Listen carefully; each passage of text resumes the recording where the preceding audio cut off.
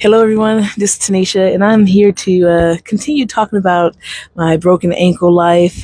We left off at the surgery part.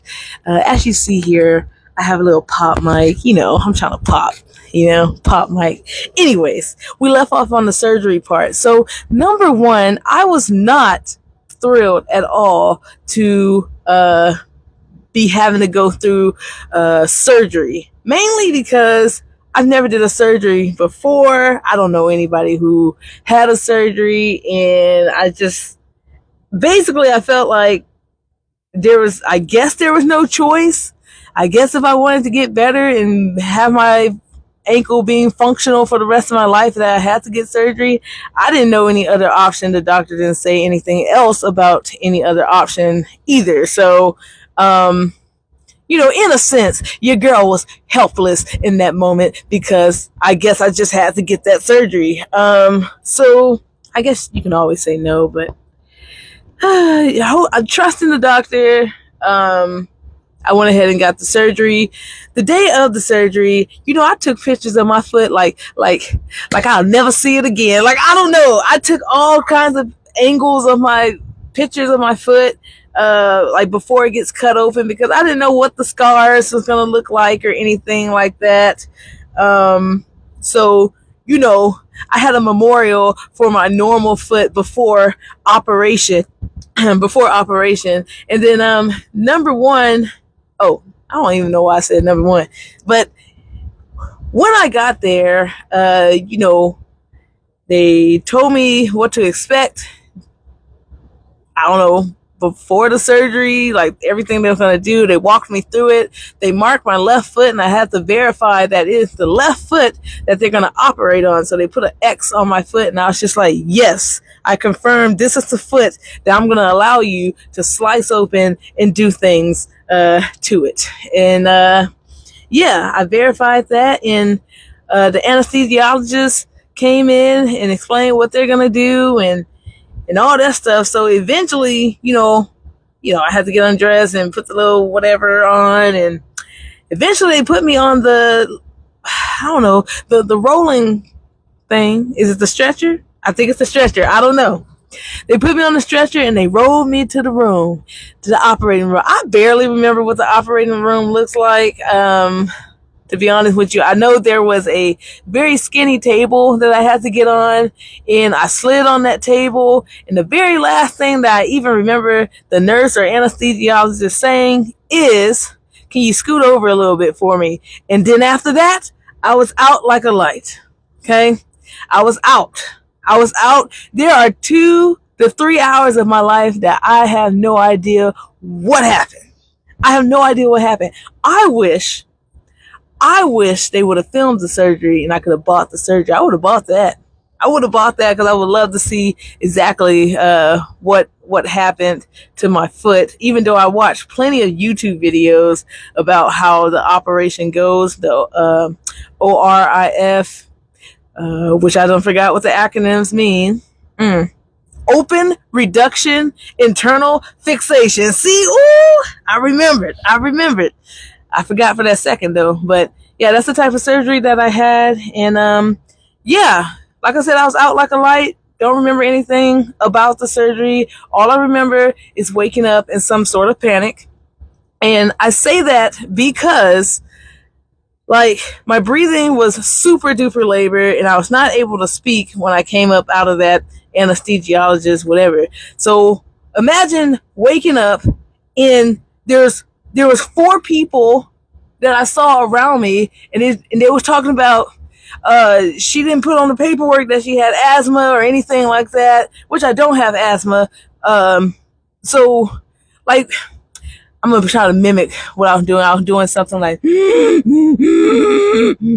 like stuff like that, making those type of noises, but I don't know what exactly was happening, but I just know 4 people. They didn't look calm than their darn self. There were 4 people over me talking about she didn't put on paperwork, she didn't have no asthma. And I look up at the machine and I saw that my heart rate was around 80s something, all right, mid 80s, something like that. Just know it's in the 80s.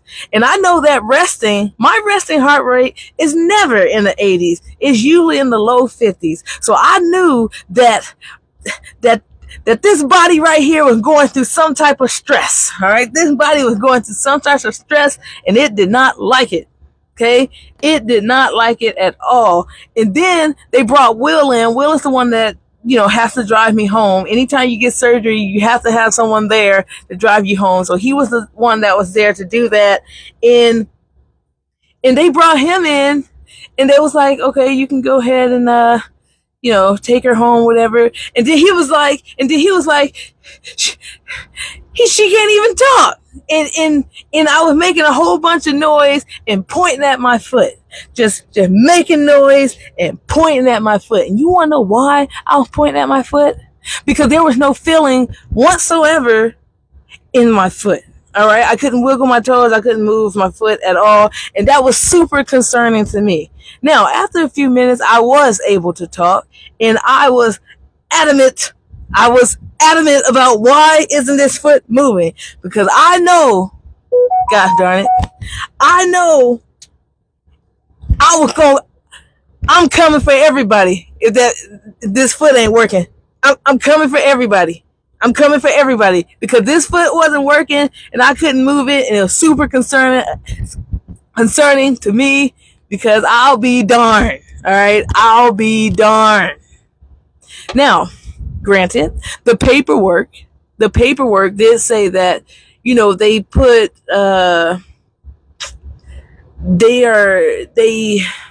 they numb the perineal nerve. I don't know the word right now. I'm sorry. One of the major nerves in your foot, they numb it. They do something to it to where you don't feel anything. And I read the paperwork thoroughly, but it still did not click in my mind that I was not going to be able to move my foot after this surgery. So I had to verify with 3 different people. I believe the nurse, but I didn't believe the nurse. I was like, no, I would have talked to somebody else. I say, is this what it's supposed to be like? And they said, yes, this is what it's supposed to be like. You should regain feeling in your feet in a couple of weeks. Now it's just like a couple of weeks. That's a long time. That's a long time. A couple of weeks not to have any feeling in your foot. But anyways, even when I was driving home, I called the surgery hotline, the nurse hotline. I asked them again. So yeah, I have to verify that 3 times because I was just like, somebody needs to put me back on that operating table right now concerning this, because we're going to fix this. We're going to fix this. But anyways, we know that the foot is working today, so that's a good thing. At that time, like I said, I've never done any type of surgery, so I don't know what to expect. I guess I didn't expect my foot to be unusable, unmovable, even when I was trying. I didn't expect that. So if you go through a surgery, know that might happen. All right. So let's talk about the drugs here, because that was something that there's just one part of it that concerned me. Number one, the opioid drugs or whatever that they give you. And I know some people are like, oh, at least you got some good drugs to make you feel better. I didn't want none of that stuff in the first place. The only reason why I even took the medication, because on the paperwork and in the hospital, they was like, you want to take this medicine before the pain starts.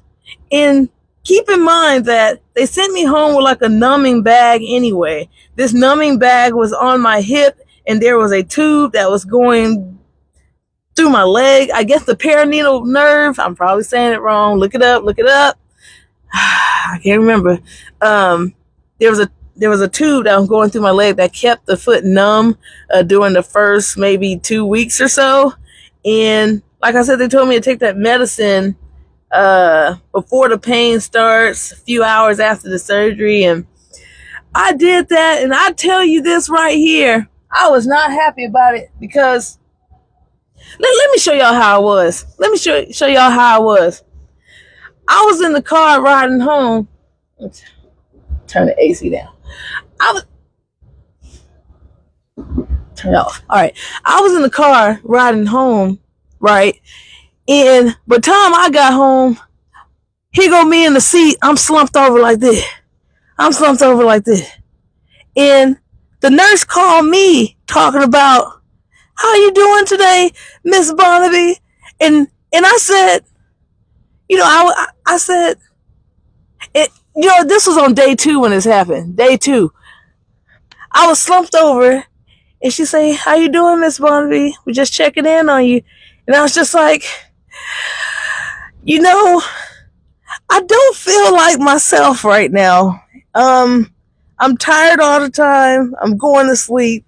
I'm not as energetic as I usually am. And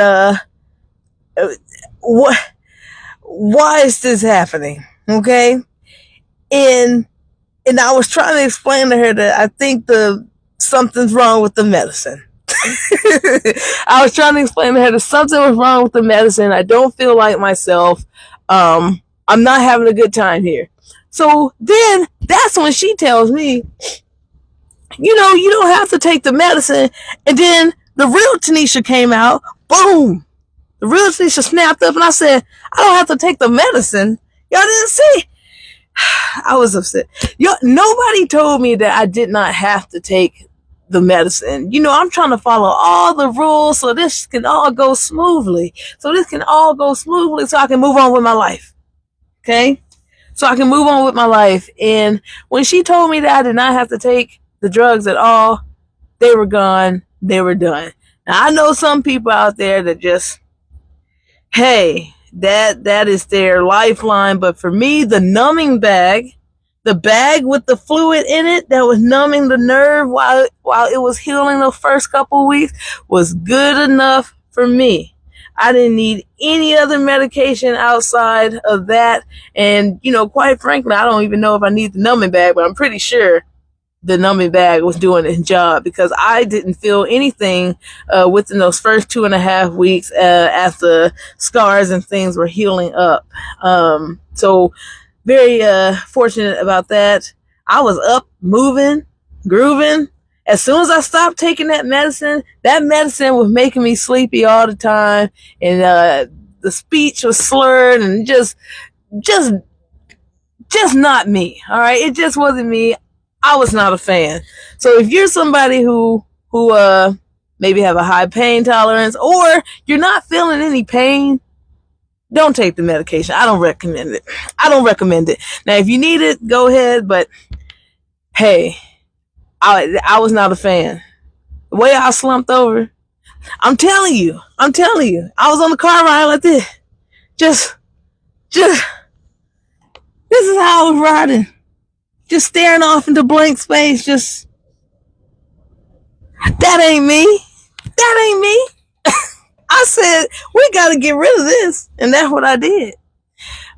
Ask me more questions about that if you like. I'm going to go ahead and move on with the story. Now, let's see. I did get the thing that propped my leg up and stuff, because they said you need to have your leg lifted in the air so things can heal better and the blood can flow. And I did it for a couple of nights, and then, and again, I don't recommend that you follow anything that I do, but I was done with that leg lifting thing. I wasn't hey, I'm going to sleep. I had that big old hard cast on. Like I said, I tried to raise my leg and stuff like that and sleep on my back, but it just was not working out for me. And eventually I kicked that thing off the bed and abandoned it. And that's just kind of how I rolled. All right. Now, what else happened after that? Of course, my knee scooter. I had my knee scooter rolling around just fine.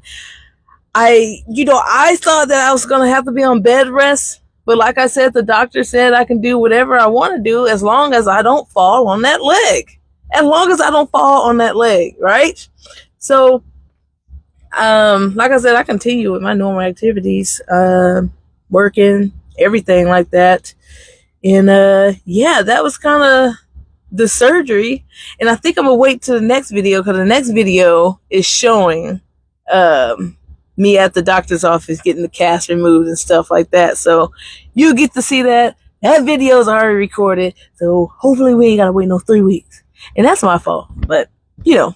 Anyways, I hope you enjoyed this video of me talking about the surgery a little bit. Like I said, I did not enjoy the opioid medicines and how it made me feel. I wasn't a huge fan of the surgery, but I am very appreciative of the surgery that was done, because it has helped me get back to what I'm doing today fairly quickly. And yeah, until the next video, baby. Until the next video. Feel free to ask me questions. Some of y'all have been sending me messages in the DM. I see you. I appreciate it. We will get to the part of how I recovered fairly quickly and things that I did. But like I said, I am not a doctor. I'm not a physical therapist. You do what they say, or not. All right. Bye.